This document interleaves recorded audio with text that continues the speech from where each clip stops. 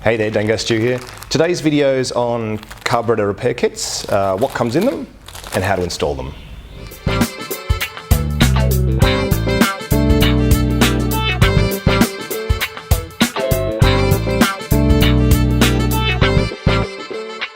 Before we get into that though, I've got the first of the viewer photos I want to stick up.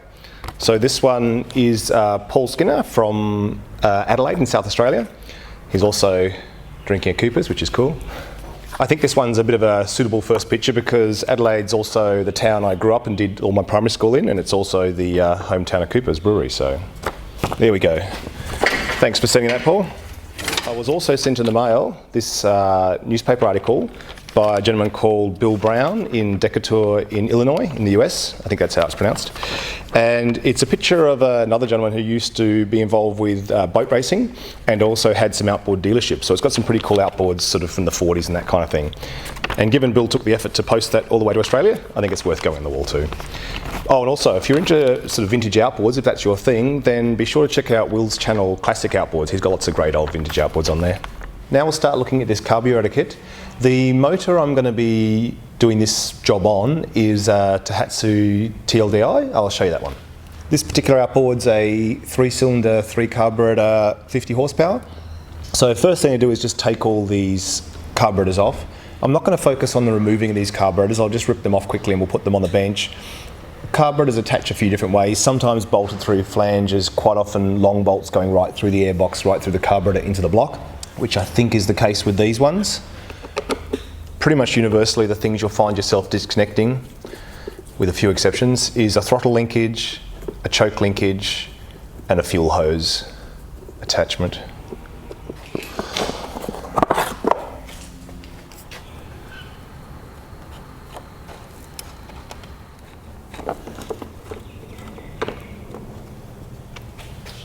Out of interest, this one's got a solenoid choke activation that you can use from the forward controls, but it's also got a manual choke pull that disconnects from here. So a linkage, this one, you just pull the rubber stopper off, pull the solenoid linkage, and just pop that back on so you don't lose it.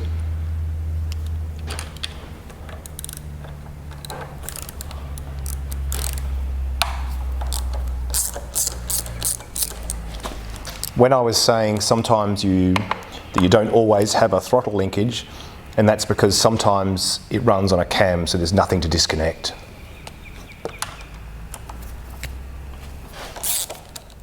Just be careful with these two, as you can pull the bolts out and sometimes the washers and things can stay stuck to the carburetor. So just make sure you don't lose those. This is the throttle that runs on the cam, but all 3 carburetors are then linked by this linkage to make sure that when this one opens, they all 3 open. So I'll pop this linkage off so that we can remove the carburetors individually. And then the fuel line here, it's just a hand clamp. Alright.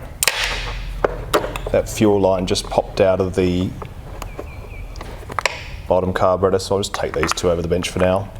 This linkage down here is what the manual choke is on, and this linkage here makes sure that the middle carburetor gets choked as well. The top one doesn't have a choke plate. They just choke the bottom 2 enough to get the motor started when it's cold, doesn't need all 3 choked.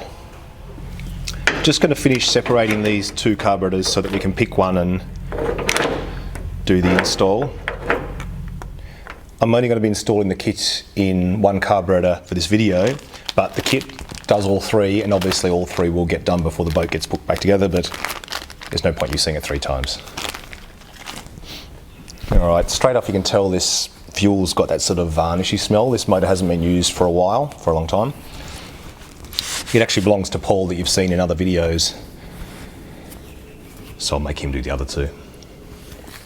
Depending on the history of the motor, often carburetors like this will be still pretty full of fuel. The whole float bowl will generally be full of fuel. To drain it, you can just tip it so that any fuel comes out. This is pretty dry. I think this motor's been sitting for a while. Otherwise, if you do turn it upside down, just expect quite a bit of fuel to come out if it's full. Alright, before I start taking that carburetor apart, let's just have a look what came in the kit.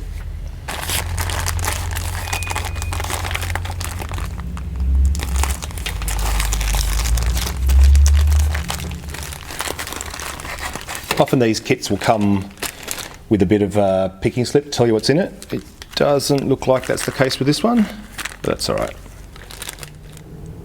So that's the part number for this kit if you're interested. It looks like quite a few of these bags have 3 items in it. So I'm thinking that sometimes we're going to have carburetor 1, 2, 3 with the large items, but then some of these bags are going to be enough, for example, 3 jet plugs, 3 washers in that one, probably enough screws there, 3 needles for the valves, top plates, top plate gaskets,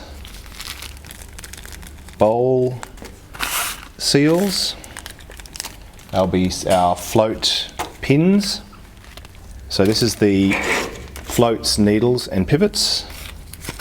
These look to be the O-rings that go on the back, between the back and the engine block, to avoid any sort of vacuum leak. These are the bowl seals.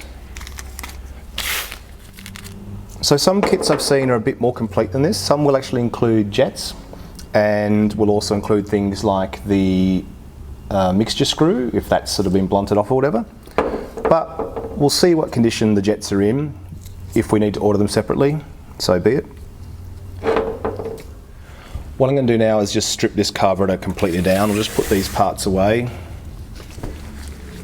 I'm going to put every part I take off into this parts tray.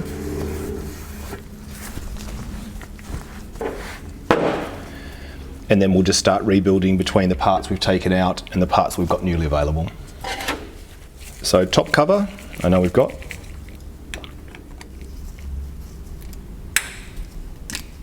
And the top cover gasket we've got. I'm going to take this mixture screw out, so I'm just going to wind it in 1, 2, 3, 4 half turns. That way we know where we can return it to the same position. It's not necessarily the right position, but it's always a good starting point.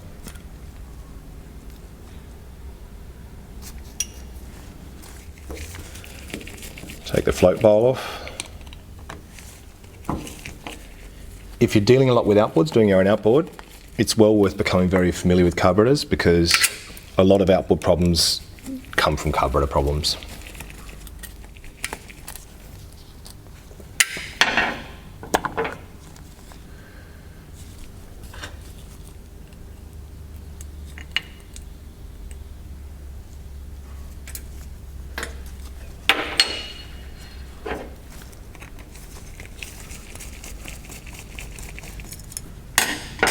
Take the old float out. This is the pin, the pivot pin for the float. And that's the needle there that blocks the fuel flow once the bowl's full. These are the little rubber plugs that we've got. But we don't have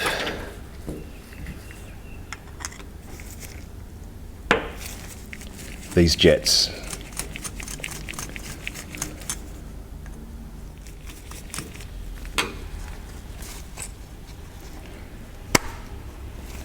There's also an emulsion tube in here below the main jet, and you'll see it if you look through the throat. See if I can get some light through. So you can just see on the bottom there, it's sticking up. What I'm going to do is put my hand under it to catch it and just push down on the top there.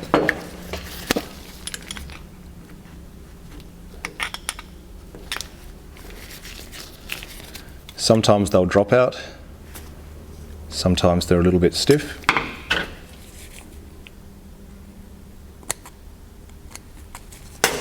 There we go, when it comes out the bottom. That's what it looks like when it comes out the bottom.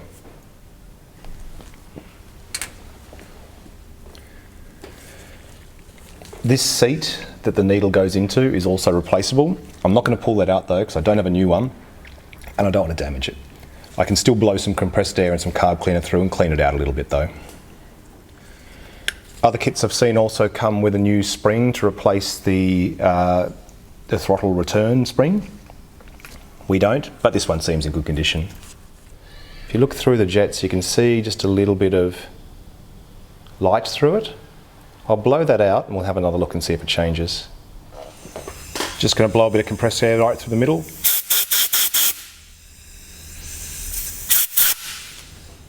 So that looks a bit clearer to me. So you can see how a lot of gunk was just blocking up that aperture, which is going to make the motor run lean. Same thing goes with the idle jet, just blow it out.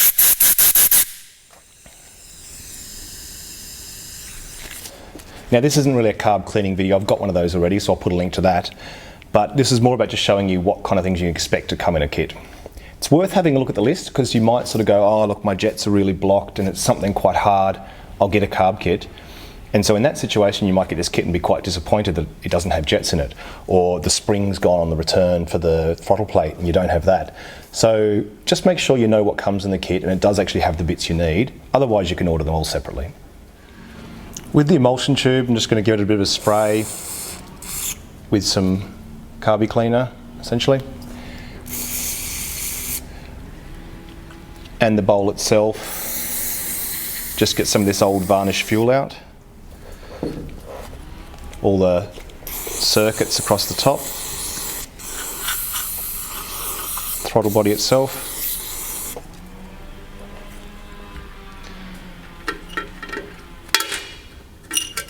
Just a little bit through these jets as well, even though they blew out quite easily. I figure once you take carburetors apart, it's kind of hassly to get them off sometimes. You've gone to the effort to take them apart. There's nothing worse than doing the job twice because you didn't really do it that well the first time. It's really worth taking your time, making it 100%, just to maximise the effort you've gone to and getting them on the bench. Just blowing all this carburetor cleaner off now.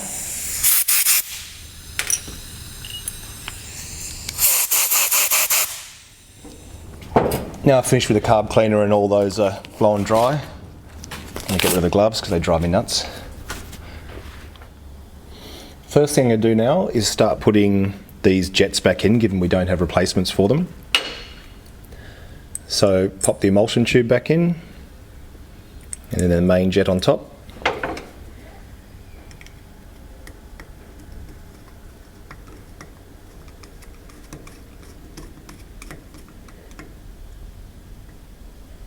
Just gently nip those up, there's no reason to really crank them.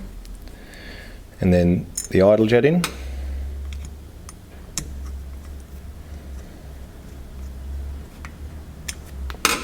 And then our mixture screw. For the mixture screw, I'm just going to really gently run it all the way down. You don't want to damage the tip, so just put it in very gently. And then when it bottoms out, then I'm just going to go 1, 2, 3, 4 half turns, and it's back exactly where it was. Alright, but from here on in, we're pretty much into our new parts. So I'll do the float bowl first.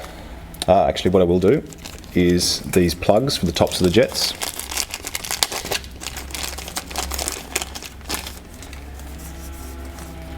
Three of those.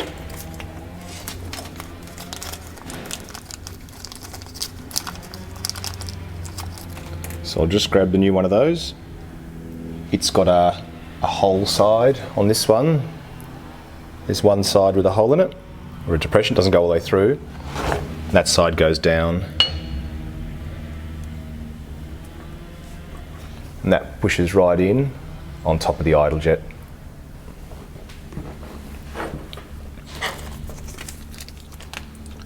Next thing I'm going to do is put the new float bowl in.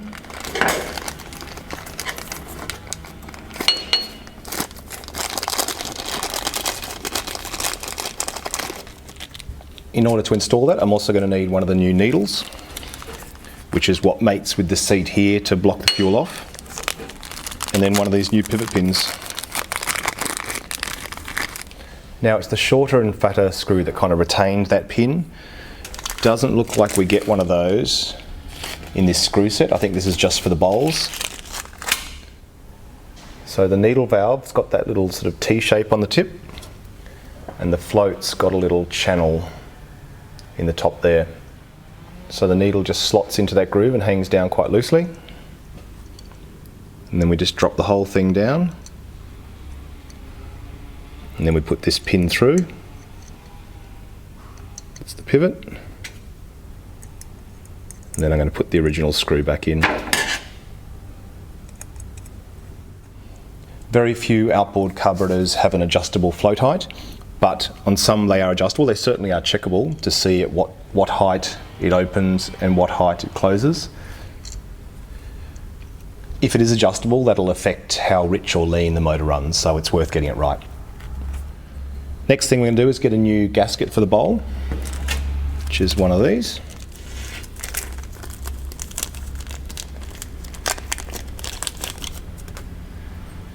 And then it can only go one obvious way because we've got these two apertures here, and then it just sits in. They can be a little bit fiddly to get them to hold in. Sometimes a little dab of rubber grease or something can just help hold it in position while you get it back together. But personally, I'd rather, where possible, just let the O-ring, for want of a better word, the seal, do the job itself without any extra sort of sealants or anything. And then because this O-ring, or this seal, is going to fall down, I'm going to just keep it all vertical. Just have a little look, make sure it's not poking out anywhere before you tighten it up, because if you tighten it up and then notice, there's a chance you're going to cut it. So just check before you put any real pressure on it. Now, there was nothing really wrong with those other screws, but it comes with new ones. Paid for them. May as well use them. All those screws are actually slightly shorter than the original ones, so I'm glad there's nothing wrong with them.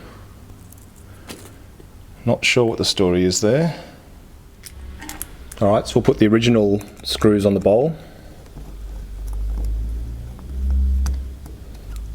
The entire packet of screws there is the same length, they're all the shorter ones, so it looks like I've got two short ones that do work for the top plate, which we'll do next. But I should have 4 long, 2 short for each carburetor, and I've got 6 short. Alright, once again, just nipping this up a little bit, just sort of going around, bit diagonal, just trying to get an even pressure on it. Let the seal do its job, you don't need to crank these up so hard they damage. That's done. Now we've got our new top seal and our new top cover plates somewhere. Ah, here we go. With these top cover plates, there's usually one obvious way they can go, so you can't really get it wrong. Then the gasket just matches. Now in this case I can use 2 of these new screws because they are the right length for the top plate. Not sure if that's because there were some variations in the carburetors that came on this model of motor. They were ordered off the serial number for the motor, so I'm pretty sure it's the right kit. Once again, bit of a nip, don't put any real muscle into it. Now, one other thing this did come with is a washer, which I'm presuming is a seal washer for the drain bowl, the drain plug. Just give the thread on this drain plug a little bit of a clean up.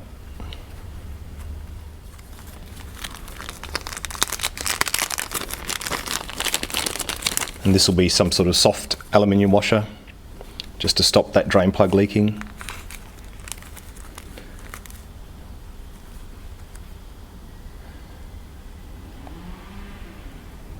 So we'll just pop that new washer on the screw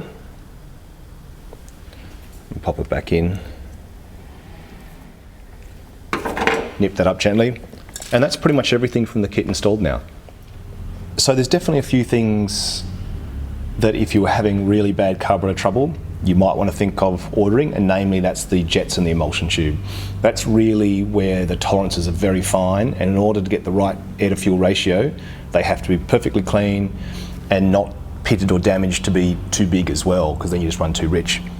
Now, I guess the important thing here is the things we didn't get. I've actually had some kits that have given you almost everything. It's incredible. They've come with, you know, butterfly valves, the plates, just literally almost everything other than the body.